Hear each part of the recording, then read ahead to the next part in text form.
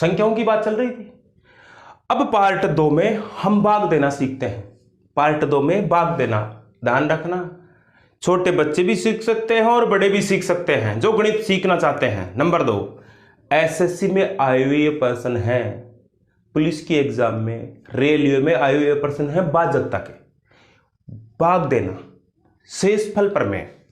शेषफल प्रमेय देखिए, सबसे पहले मैं आपको बता दूं, यहां आपको नोट करवा दूं, यहां होता है भाज्य, यहां जो होता है उसको बोलते हैं भाज्य, और यहां जो होता है उसको बोलते हैं हम भाजक, और बाकी आपको पता हो गई। इसको बोलते हैं भाग देने के बाद में जो फल आता है उसे भागफल, और यहां बचता है शेषफल। इसको हम शेषफल प्रमेय या एल्गोरिथम भी बोलते हैं। जब हम जाएंगे उनमें द्विघात समीकरणों में, तो ये एल्गोरिथम प्रमेय के नाम से जानी जाएगी। यहां क्या होता है, इस भाज्य को कब प्राप्त करते, ध्यान रखिए ये भाज्य है, इससे रिलेटेड प्रश्न बहुत आते हैं एग्जाम में। भाज्य होता है जब इसको इससे गुणा करते हैं और ये जोड़ते हैं तो ये संख्या आ जाती है। तो भाज्य कब आता है, जब भाजक को भागफल से गुणा करते हैं, जब भाजक को भागफल से गुणा करते हैं और प्लस शेषफल जोड़ते हैं। क्या जोड़ते हैं, शेषफल जोड़ते हैं, तो हमारे पास भाज्य प्राप्त हो जाता है। यह शेषफल प्रमेय है। ध्यान रखिए, कई बार प्रश्न पूछ लेता है भाज्य है, भाज्य ज्ञात करें, भाजक ज्ञात करें, तो ऐसी कंडीशन में आप भ्रमित न हो। यह शेषफल प्रमेय या एल्गोरिथम प्रमेय भी बोला जा सकता है। अब भाग देना सीखना है हमें, और भाग का इसके डायरेक्ट ट्रिक हो, भाग के भी ट्रिक होंगे इनमें। और प्रश्न कैसे पूछता है एसएससी में, प्रश्न तो वही होते हैं, प्रश्न तो जो हमें पता है वही होते हैं, लेकिन इनकी ब्राज होता है इनमें, वो देखिए आप। मैं आपको 2-4 भाग बताता हूं, देखिएगा। मैं यहां दे रहा हूं, पहले आपका यहां डिवाइड कर रहा हूं, कोई भी संख्या ले लेता हूं मैं रेगुलर, जैसे मैंने ली है 123, ये पेन 123 123 मैंने संख्या ली है, 123 और इसमें मैं 123 से ही विभाजित करता हूं, इसको मैं 123 से ही विभाजित करता हूं। यहां मैं संख्या ले रहा हूं 1201 ले ली, इसको 6 से डिवाइड कर दिया मैंने। अब मैं पहले फिर लेता हूं, मैं यहां 5055 ले ली मैंने, इसको 5 से डिवाइड, आपको बताता हूं मैं कैसे डिवाइड करते। यहां देखिए, ऐसा प्रश्न एसएससी में आया था और एक राजस्थान पुलिस में आया था। वो कैसे आया था मैं आप बताता हूं आपको। मैं इसमें इससे भाग देता हूं, देखिए 123 3 अंकों की संख्या है, वो रिपीट होकर 9 अंकों की संख्या बन जाती है। अब इस 123 में 123 का भाग दूंगा, तो 123 में 123 का भाग कितनी बार गया जी, 1 बार गया। अब लड़के क्या करते हैं, बच्चे डायरेक्ट, मतलब जो गहरा नॉलेज नहीं है वो क्या करते हैं, थोड़ा सा समझना होता है। 123 से कम 123, फिर 123 से कम 123, 123 से कम 111 कर देते हैं, जो गलत है। हमें क्या करना है, एक बार भाग दिया, 123 से कम 123 यहां लिख लिए, घटाया, 0 प्राप्त हुआ। फिर भाग का एक नियम है कि एक अंक आप उतार सकते हैं, संख्या नहीं, एक अंक बोले या संख्या बोले, क्योंकि कई बार 0 भी आता है, एक अंक आप उतार सकते हैं। एक अंक उतारने के बाद में भाग देकर देखते हैं क्या भाग जाता है, तो यहां देखते हैं भाग नहीं जा रहा है, तो अगली संख्या उतारते हैं, लेकिन उससे पहले यहां 0 लगाना होता है। 0 लगा लिया, अब अगली संख्या उतारी, कौन सी है, 2। अब भाग देख के देखते हैं क्या भाग जा रहा है, नहीं जा रहा है, तो अगली संख्या उतारेंगे, लेकिन उससे पहले 0 लिखेंगे। ये अगली संख्या उतार ली। अब 123 से कम 123, ये पूरा पूरा फिर चला गया। घटाना है हमें, घटाया तो 0, एक अंक उतारने की अनुमति होती है भाग में। भाग का जो रूल है, नियम है, इसमें आपको एक अंक उतारने की अनुमति होती है कि घटाते ही एक अंक तो उतारना ही उतारना है आपको, क्योंकि वहां तक भाग जाएगा जहां तक कंप्लीट होगा। तो फिर अब जा रहा है क्या भाग? नहीं जा रहा है, तो अगली संख्या उतारेंगे, लेकिन उससे पहले 0 लिखेंगे, फिर अगली संख्या उतारेंगे। क्या जा रहा है भाग? नहीं जा रहा है, तो अगली संख्या उतारेंगे, लेकिन उससे पहले 0 लिखेंगे। ये अगली संख्या उतार ली। अब जा रहा है भाग? जा रहा है जी। ये घटा दिया 0, कितनी बार गया? एक बार गया। देखिए प्रश्न एसएससी में कैसा आया था, प्रश्नों का लॉजिक देखना। 3 अंकों की संख्या को दोहराकर 6 अंकों की संख्या बनाई जाती है। देखिए 3 अंकों की कोई भी संख्या है, उसको दोहरा दिया, 6 अंकों की या 9 अंकों की संख्या बनाई जाती है। बताइए वह सर्वदा किससे विभाजित होती है? तो हमें पता है, चाहे संख्या अभाज्य हो, चाहे सम हो, चाहे विषम हो, वो अपने आप से तो डिवाइड होती है। अपने आप से तो डिवाइड होती है।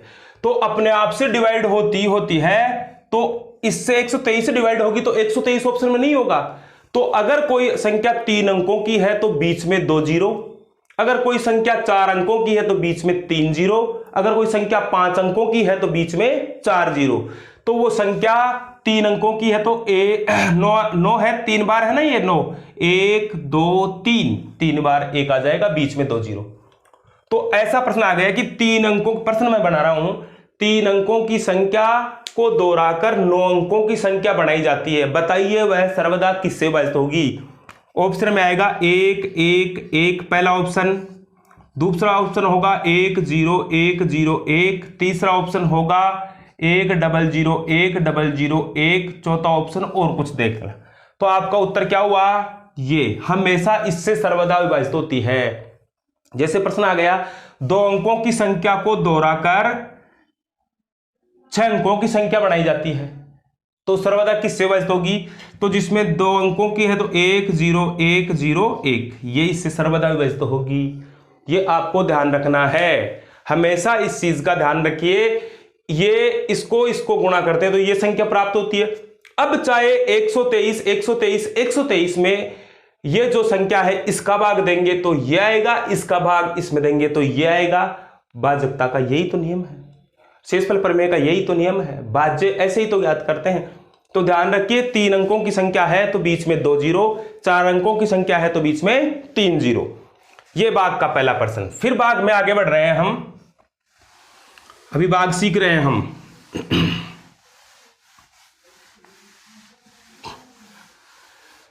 6 का भाग देते हैं, इसको इधर ले लेता हूं मैं। 6 का भाग देते हैं 1201 में। देखते हैं 6 दूनी 12, पूरा पूरा चला गया। मैंने यहां लिख दिया इसको, पहले वाले प्रश्न को 50 5 और 5 का ही दिया था शायद इसमें, तो यहां दे दिया 6 दूनी 12, तो यहां 2 बार चला गया, 0 घटाया 0। अगला अंक उतारने का नियम है 1, उतार लिया। क्या भाग जा रहा है? नहीं जा रहा है, तो अगला अंक उतारेंगे, लेकिन एक अंक उतारने का तो नियम है 1, तो उतार लिया मैंने। अब अगला अंक उतारूंगा, लेकिन उससे पहले 0। अब अगला अंक उतार लिया मैंने। क्या भाग जा रहा है? नहीं जा रहा है, भाग नहीं जा रहा, तो मैं अगला अंक उतारूंगा, लेकिन उससे पहले 0। अब कई लड़के बोलते हैं सर अंक है ही नहीं। हमारा क्या है, हमारी आदत, हम पहले आगे की ओर दौड़ते हैं, पहले आगे देखेंगे, हम जो वर्तमान में है, जो यहां है, उसको देखते नहीं है।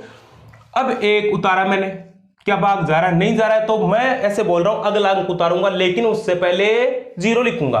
तो मैंने पहले 0 लिखा, अब अंक पे गए तो अंक है ही नहीं, अब अंक पे गए तो आगे अंक है ही नहीं। तो ध्यान रखिए, अगर अंक नहीं है तो अपने मन से भाग में अगर आप यहां 0 रखते हैं, अगर अंक नहीं है तो यहां आपको 10 लगाना होता है। अब जा रहा है क्या भाग? अब जा रहा है तो दे दो, नहीं जा रहा तो फिर 10 लगाने के बाद में 1 0 और उतारना है, तो फिर यहां 0 लगाना है। ठीक है, तो 6 कम 6 1, 4, फिर 0, एक बार दशमलव लगने के बाद में एक 0 उतार सकते हैं, 2 0 नहीं उतार सकते। अगर 2 0 साथ में उतारने तो फिर वहां आपको भागफल में 0 लगाना पड़ेगा। तो एक 0 की अनुमति फिर मिल गई मेरे को, जैसे इनमें एक अंक उतारने की अनुमति मिलती थी। तो 6 6 36, ये लो साहब 36, घटाया 4, फिर 0 उतार लिया, 6 6 36। अब यही क्रम जारी रहेगा, 4 फिर 0। तो हम क्या करते हैं, इसको ऐसे लिखते हैं 200 200.16। ये 6 बार बार आ रहा है तो इसके ऊपर बार का चिन्ह लगा देते हैं, इसके ऊपर बार का चिन्ह लगा देते हैं, या 200.16 पे बार। ये अपना आंसर हो गया। या आप यहां 7 भी कर सकते हैं, बार बार 6 आ रहा है तो इसको 7 भी ले सकते हैं। ठीक है। अब प्रश्न नंबर ये है अपना, यहां देते हैं भाग 5 एकम 5, दीजिए क्या बचा शेष 0।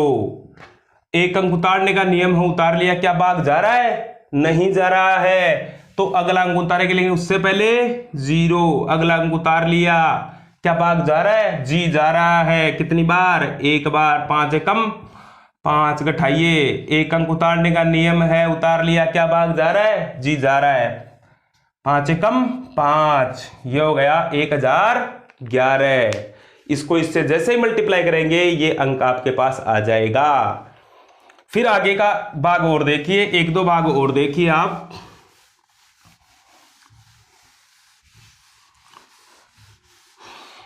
इसी में देते हैं हम भाग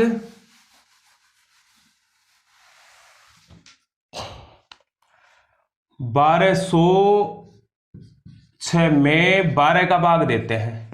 फिर यहां देते हैं हम 32 में 36 का भाग देते हैं। 1, प्रश्न नंबर 2, प्रश्न नंबर 3। यहां माइनस के 38 में 7 का भाग देते हैं। अब देखिए, यहां देख लीजिए आप भाग देना, और 12 एकम 12, यहां भी लिख सकते हैं, यहां भी लिख सकते हैं। एक बार, घटाया 0, फिर यहां एक अंक उतारने का नियम है, उतार लिया एक अंक, क्या भाग जा रहा है, नहीं जा रहा है। तो हम अगला अंक उतारेंगे, लेकिन उससे पहले 0, लेकिन उससे पहले 0 लिखेंगे। तो ये उतार लिया, क्या भाग जा रहा है, नहीं जा रहा है।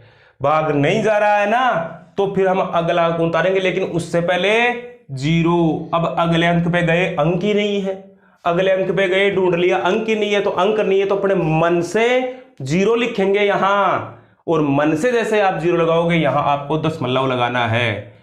अब आप इसमें दीजिए 12 पंजे 60, तो ये हो गया 100.5। दशमलव के बाद में एक एक अंक लिख सकते हैं, एक एक अंकों को बोलते हैं। ठीक है जी, ये चेक लिया, ये सीख लिया, इससे पहले वाला आपने देख लिया।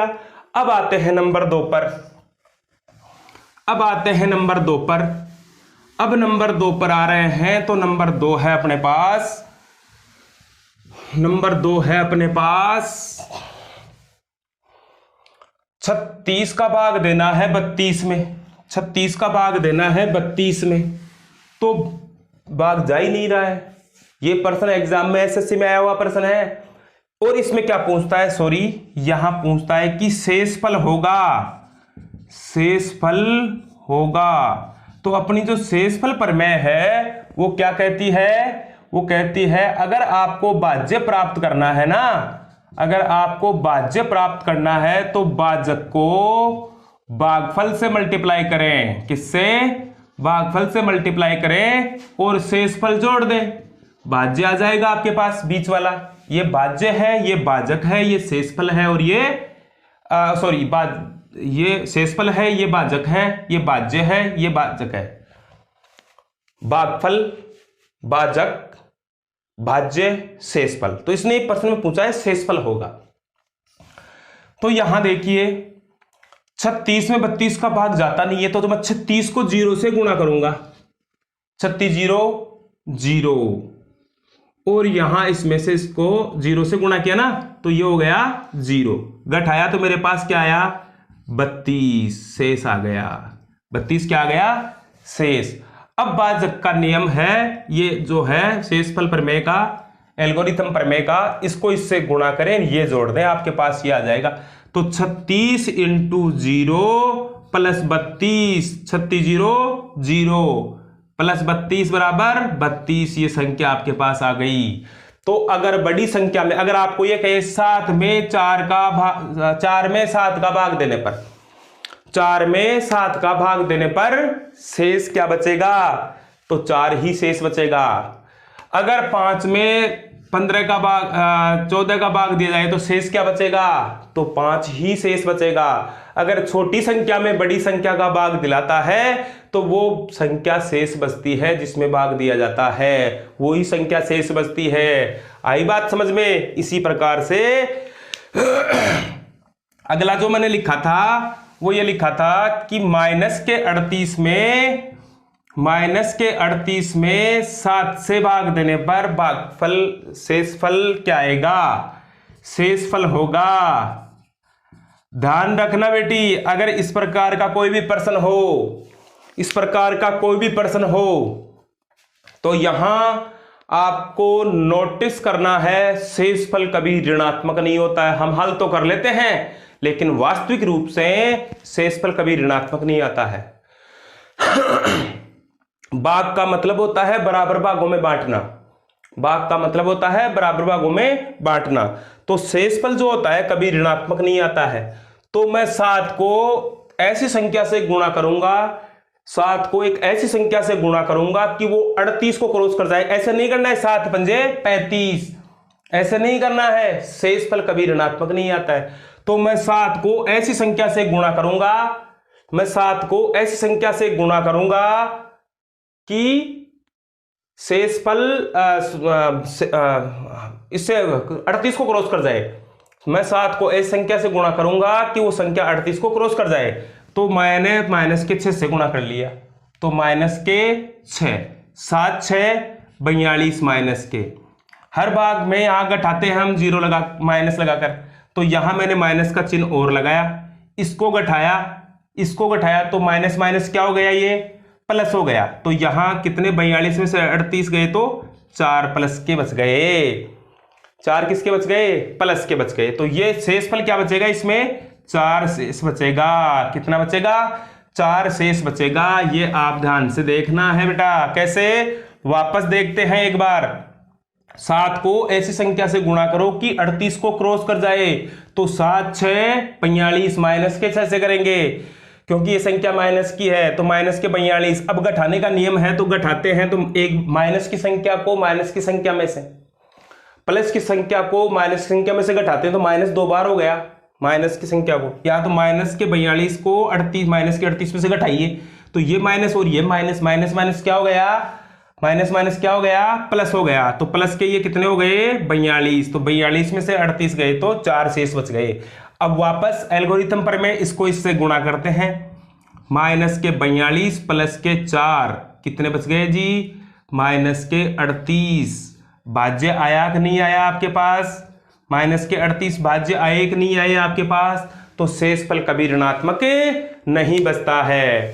ठीक है, अब बात करते हैं हम रोमन संख्याओं के। ये भाग आपको आना चाहिए, भाग आना चाहिए। इनमें से ये प्रश्न पूछा गया है, वो 1001 वाला पूछा गया है, ये आगे पूछा जा सकता है एग्जाम में।